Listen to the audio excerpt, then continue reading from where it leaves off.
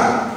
Dan saya mulai memahami apa yang dikatakan oleh Amsal Sulaiman. Jadikanlah pengetahuan itu lebih berharga dari emas dan perak,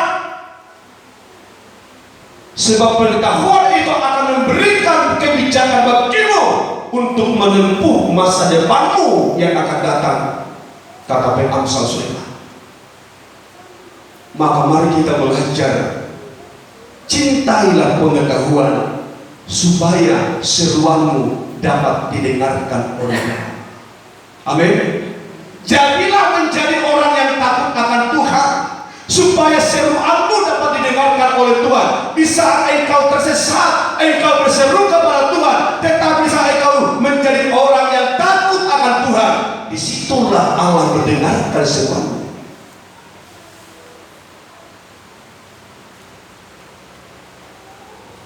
Tetapi jika kita berseru tetapi tidak ada rasa takut kepada Allah, maka kalau saya mengucapkan kata ini, lamar gumo-gumo bebeton berseru, Tuhan berkata, aku tidak mendengarkan seruanmu.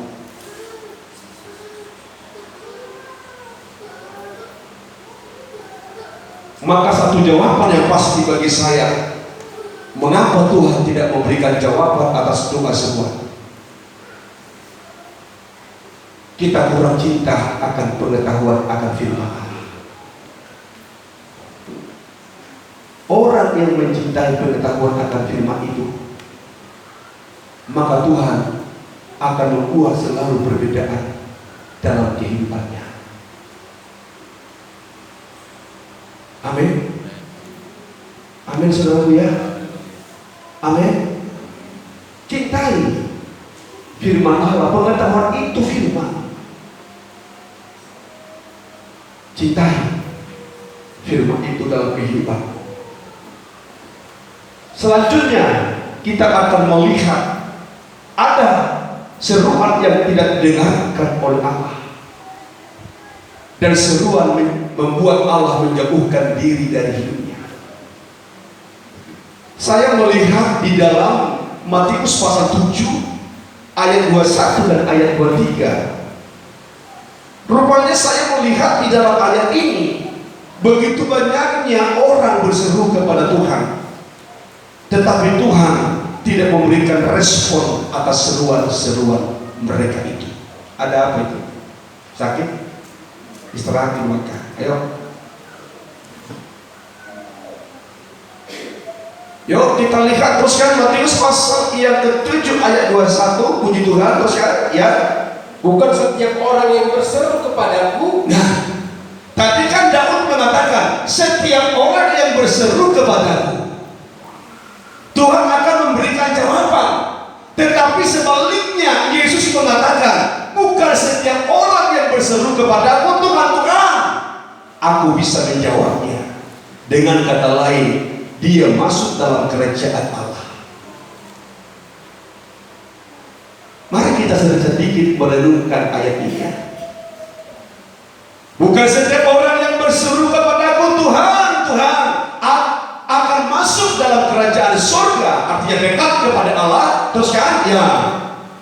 Tuhan, Tuhan akan masuk ke dalam kerajaan surga. Ya, terus kan? Melainkan dia yang melakukan kehendak Bapakku yang di surga. Melainkan dia orang yang melakukan kehendak Bapakku. Seruan itulah yang akan kuberikan jawaban. Teruskan saja. Ya. Pada hari terakhir, ya, banyak orang akan berseru kepadaku. Jangan bangga kalau saudara bisa berseru. Alkitab mencatat pada hari yang terakhir zaman kita ini, banyak orang berseru kepada Tuhan. Bukan hanya saya dan saudara yang berseru, tetapi perkataan banyak orang yang berseru. Itu harus kita perlu pemahaman yang pasti bagi saya dan saudara. Seruan yang bagaimanakah yang dimaksudkan oleh Allah pada akhir zaman itu? Mungkin kita bisa melihat begitu banyaknya sekarang gereja, begitu banyaknya sekarang orang Kristen, pertumbuhan dalam kuantitas jiwa-jiwa ini. Semua pada dasarnya orang yang berseru kepada Tuhan, karena Allah sudah menubuatkan pada hari terakhir. Banyak orang yang berseru kepadaku. Sekali lagi saya katakan, pada hari terakhir banyak orang berseru kepada Tuhan. Maka kita tidak heran sekarang pertumbuhan jiwa khususnya di Indonesia. Semua itu orang yang berseru. Gereja A bertumbuh, gereja B bertumbuh, gereja C bertumbuh dalam kuantitas jiwa.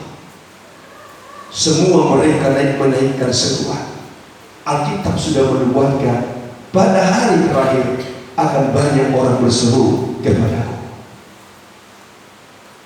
Siapa mereka yang berseru?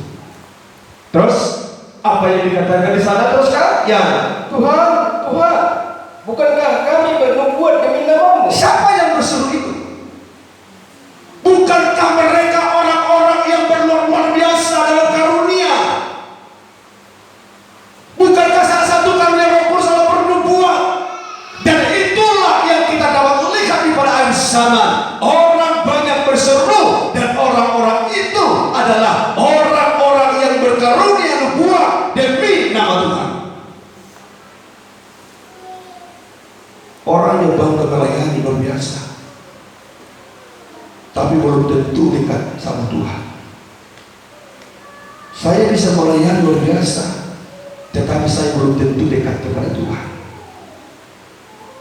Dan belum tentu seruanku didengar Tuhan. Bukankah mereka yang bernubuat demi nama-Mu dan mengusir setan demi nama-Mu dan mengadakan mujizat demi nama-Mu? Itu keadaan akhir zaman ini kita lihat. Jadi jangan kita terlangsung begitu bangga di saat kita bisa berseru. Mungkin saya sebagai hamba Tuhan tidak boleh terlalu bangga di saat aku bisa berseru Tuhan, Tuhan. Dan mungkin Tuhan berikan saya karunia nubuat. Mungkin Tuhan berikan saya karunia mukjizat. Mungkin Tuhan berikan kepada saya karunia-karunia yang telah diberikan Allah. Tetapi apa yang membuat mereka ini tidak dapat dikenal oleh Tuhan? Mereka berseru, mereka melayani, mereka berkuasa. Menurut pendapat mereka berkuasa, tetapi Tuhan berkata, aku tidak mengenal engkau. Dan Tuhan mengatakan, engkau membuat kejahatan. Walaupun kau berseru-seru kepada saya, engkau bernubuat demi nama saya, engkau adalah mujizat demi nama saya, tetapi bagi saya engkau adalah pembuat kejahatan. Maka Tuhan berkata, aku tidak kenal pembuat kejahatan. Coba menunjukkan itu. Pada waktu itulah aku akan berterus terang kepada mereka. Sekarang belum. Biarkan manusia itu kerjakan pekerjaan itu. Mau hamba Tuhan yang bagaimana dia, silakan. Mau pendeta apa dia, silakan. Layani. Tapi di satu saat nanti dia akan berlaku tegas kepada orang-orang yang berseru-seru itu dengan berkata, aku tidak mengenal engkau. Coba itu. Dan pada waktu itu aku akan berterus terang kepada mereka, terus kan? Ya. Dan berkata, ya, aku tidak pernah mengenal kamu.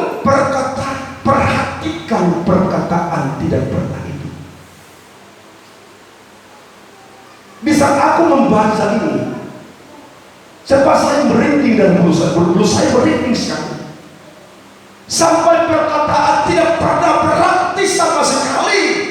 Walaupun mereka berseru, walaupun mereka hebat dalam pelayanan nubuat, hebat dalam pelayanan musik dan pujian, tapi Tuhan berkata, aku tak pernah kenal engkau.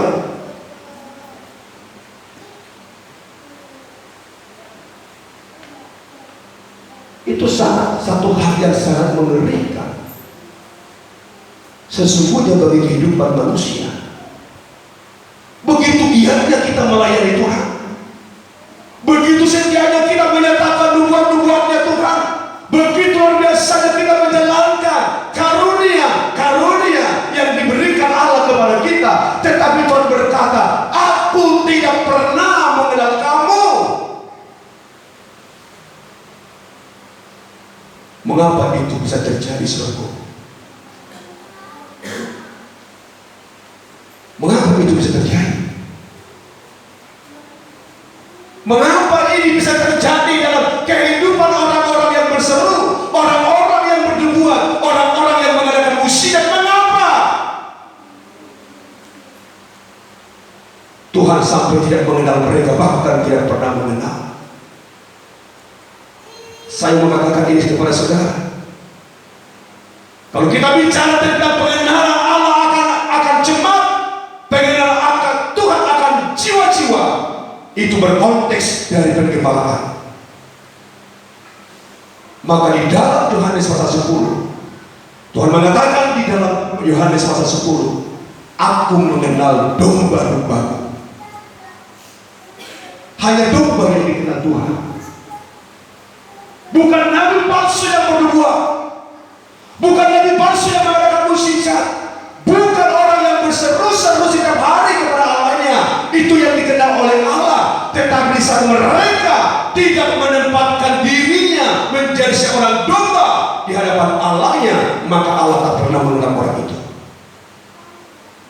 Maka Tuhan berkata, aku mengenal domba-dombaku. Maka selalu saya mengajak jemaat di tempat ini, setia engkau dalam penggembalaan, setia dalam ibadah penggembalaanmu. Dalam penggembalaan inilah kita semakin dapat dikenal oleh Tuhan. Bukan karena kita luar biasa berkata Tuhan, Tuhan. Bukan karena kita berseru-seru Tuhan, Tuhan. Tetapi dalam jiwa dan roh kita tidak ada jiwa domba. Yuk kita lihat Yohanes 10. Untuk menguatkan hati saya dan saudara, bagaimana kita menjadi orang yang dikenal, orang yang berseru dan terus dikenal oleh Tuhan itu. Mari apa yang dikatakan oleh firman Allah dalam ayat berapa ini, saya hanya diingatkan Tuhan. Ayat ke-14, perhatikan dengan baik, puji nama Tuhan. Ya, akulah gembala yang baik. Akulah gembala yang baik. Terus kan? Ya. Aku mengenal domba-domba. Aku mengenal domba-dombaku. Maka kalau kita tidak menempatkan diri kita menjadi seorang domba yang benar, jangan harap kita dapat dikenal Tuhan. Walaupun saya berseru-seru, walaupun saya hebat bernubuat, walaupun saya hebat mengadakan mukjizat, tetapi kalau saya tidak ada hati domba, jangan harap kita dikenal dan pernah dikenal oleh Tuhan. Itu Alkitab mengatakan, supaya kita belajar mengapa seruan kita tidak dijawab oleh Tuhan. Maka malam pada saat siang hari ini, mari kita sama-sama belajar bagaimana kita menjadi seorang domba yang baik, untuk kita dapat dikenal oleh Sang Gembala Agung. Sebab Tuhan Sang Gembala itu hanya memperhatikan domba-dombanya. Maka di dalam perhatian Dia sebagai Gembala Agung atas domba-dombanya, maka Dia semakin mengenal saya dan saudara. Amin. Coba jemaat di depan ini, contoh kecil. Kalau saudara tidak setia tergembala, mungkinkah saya mengenal saudara begitu dalam? Enggak. Tetapi saat jemaat di tempat ini menjadi domba yang tergembala, aku mengenal dia, kesusahannya aku tahu, pergumulannya pasti aku tahu, bebannya juga aku tahu. Walaupun mungkin secara pribadi saya tidak bisa menolong, tapi otomatis doa syafaat sang gembala kecil akan selalu dinaikkan kepada gembala aku. Bagaimana? Di saat kita berseru tanpa dikenal Tuhan, Tuhan tak pernah menjawab kita. Coba orang memanggil, "Woi, woi!" Siapa itu? Orang tak kenal. Tapi coba orang yang memanggil kita, "Anu!" Kita dengar, kita lihat, oh itu si Anu. Apa? Ayo, sini. Kita akan semakin dekat. Amin. Begitulah Tuhan. Di saat orang yang dikenalnya berseru kepada Dia, maka Dia akan memanggil, "Mari datanglah kepadaku." Sebab Dia kenal kita. Di waktu kita dalam kesusahan, kita berseru kepada Tuhan. Kalau Tuhan mengenal saya dan saudara, maka Tuhan pasti berkata, "Mari dekatlah engkau kepadaku."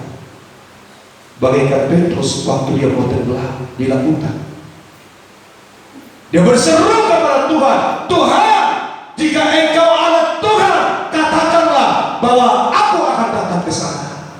Karena Tuhan mengenal Petrus, Petrus, engkau yang kurang iman, datanglah di sini. Maka saya mengatakan, seruan siapakah yang mau dikenal Tuhan? Seruan orang-orang yang dikenal oleh Dia. Amin. Amin. Maka saya mengajak kita hari ini, belajarlah tergembala dengan baik.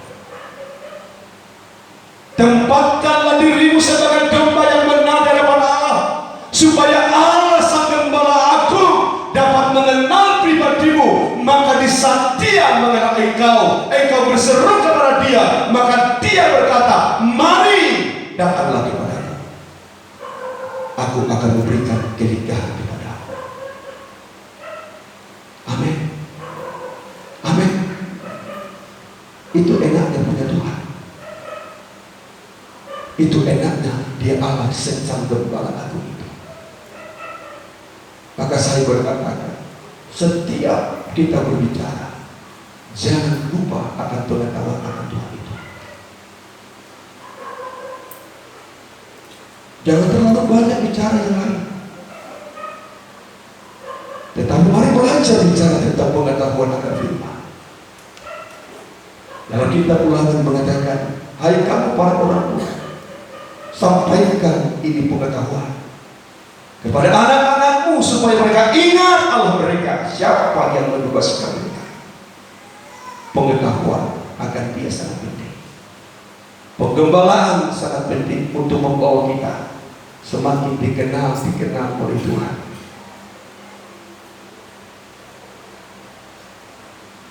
Jangan sampai orang ini, "Oh Tuhan, kami berseru demi nama-Mu Tuhan. Aku hebat bernubuat." Yang mungkin membuat mereka ini terjadi.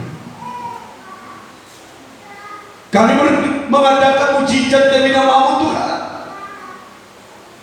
dan mereka mengaku banyak terjadi mujizat.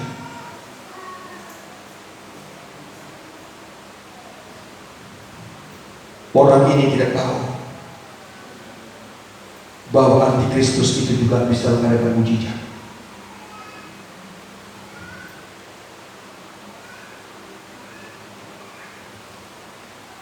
Tapi jangan lupa, aku hanya dapat mengenal domba. Mari kita tempatkan diri kita menjadi seorang domba yang baik di hadapan Tuhan. Amin. Amin ya. Kalau domba yang baik, salah satu, dia tunduk kepada sang gembala. Dia akan selalu dipimpin oleh tongkat gembala. Domba yang baik itu ada domba yang selalu dapat menerima apa yang menjadi perintah sang gembala. Domba yang baik adalah domba yang mengenal panduannya, bukan domba yang suka bergerak-gerak, bukan domba yang suka ganti-ganti tempat kawanan, tapi domba yang benar itu setia dalam kawanan. Amin, amin. Itu domba.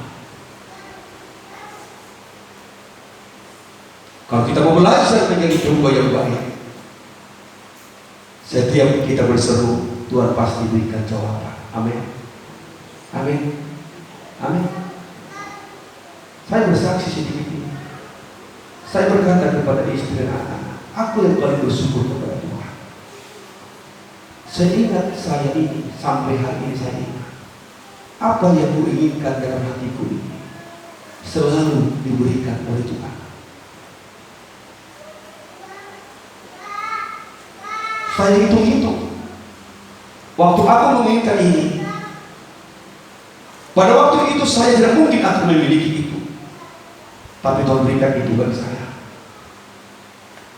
Apa yang aku inginkan dan aku doakan kepada Tuhan, selalu Tuhan berikan jawaban. Sampai hari ini saya lihat itu. Saya bukan bercakap sombong, saya bukan membanggakan, tidak. Dulu waktu saya melihat orang berpakaian dinas beres, saya berkata dalam hatiku, maunya anakku satu seperti ini Tuhan.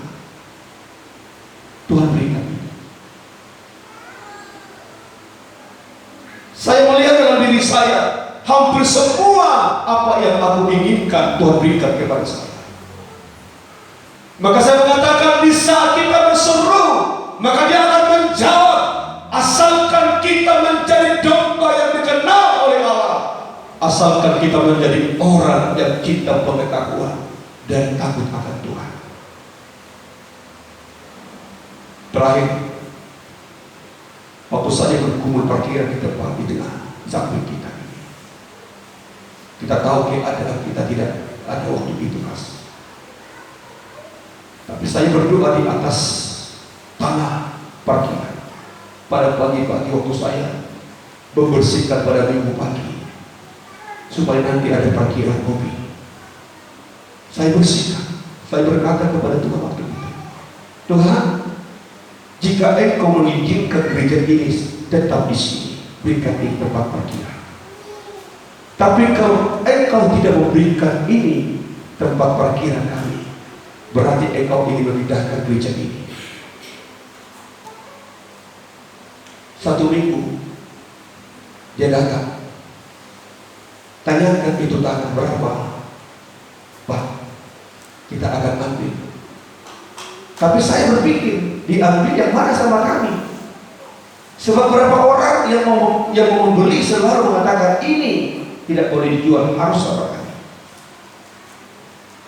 Tapi orang yang satu ini berkata, tapi yang sebelah ini harus sama gereja supaya ada parkiran.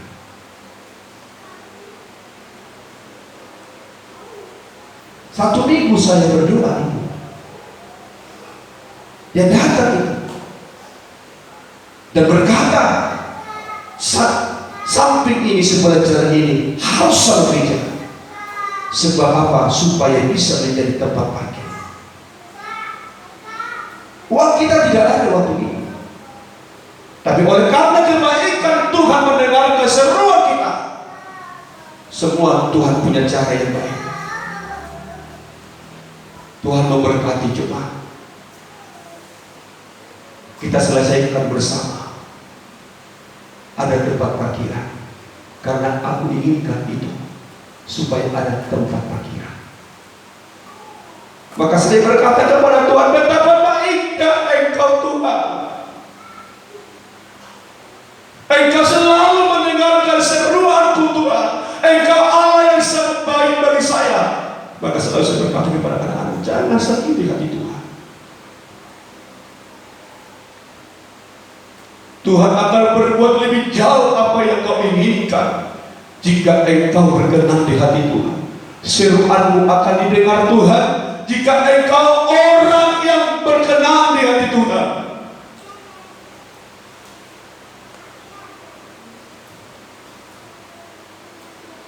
Saya tak pernah berduga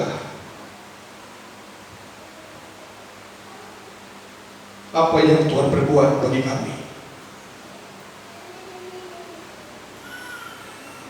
Tadi pagi saya juga mendapatkan satu kabar dari anak saya. Pak, luar biasa Tuhan gitu sama kita. Iya, Tuhan luar biasa.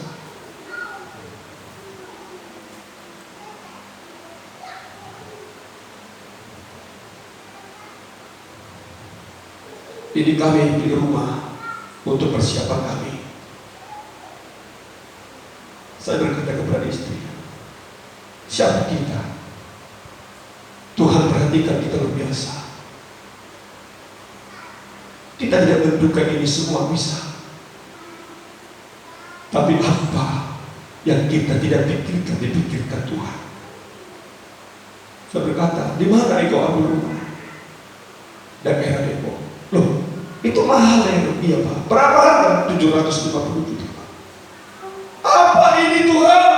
Ini perbuatan yang tidak mungkin bagi manusia, mungkin bagi saya, tetapi oleh karena engkau berkenan bagi anak-anakmu, apa yang diinginkan, apa yang diserukan anak-anakmu, Tuhan pasti berikan kepada kami. Saya bukan bangganya di sana, tapi kebanggaannya anak saya selalu orang yang selalu takut akan Tuhan dan senantiasa menyenangkan hati Tuhan. Setiap dia pindah tempat, bukan apa-apa yang ditanya. Selalu dia berkata, Pak, aku mau pindah. Adakah pergembalaan di sana, Pak? Itu tangisan yang mengharukan bagi saya. Dia bukan bertanya, bagaimana Pak, supaya ini begini tidak. Tetapi di saat dia bertanya, Pak, aku mau pindah ke sana. Adakah pergembalaan di sana? Aku tidak mau, tidak melayani. Saya bersyukur. Inilah Tuhan yang Kau kehendaki bagi kami. Kami mau menyenangkan hatimu selamanya, karena itulah yang Kau inginkan. Karena Engkau berkata, serukan yang kepadanya aku berkenan, itulah yang aku dengarkan, kata Tuhan.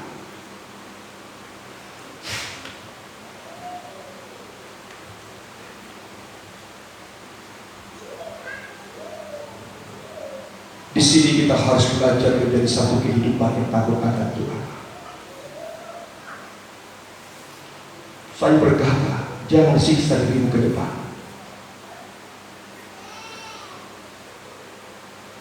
Di tengah kesulitan, kita harus mengerti siapa yang menjadi sandaran hidup kita.